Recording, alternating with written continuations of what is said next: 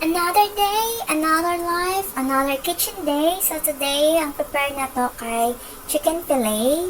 Tapos, ano na to, simplihan lang. So, lagyan natin ng onion and tomato. Na-marinate ko na pala to.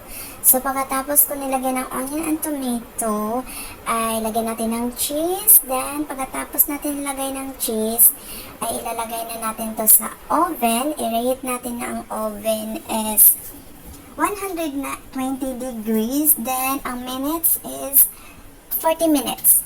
Then, magawa tayo ng white sauce, milk, then butter, then maglagay tayo ng cheese. After nyan, matunaw ng cheese, ilagay na natin yung cornstarch para maging malapot na siya. And, tinimplahan ko na. And then, pag malapot na, ilalagay na natin yan sa chicken fillet at yun ang magiging sauce niya. And then, lagyan din natin ng cheese taas. Then, lagay natin ulit sa oven. Mga 15 minutes lang para maging golden brown yung cheese. Then, this is it. And, ang partner natin yung isda. At marinate ko na rin yung isda. Pagkatapos ko minarinate ang isda, then i-fried ko lang yan. Yan lang, napaka-easy and simple. And yummy! Thank you for your watching!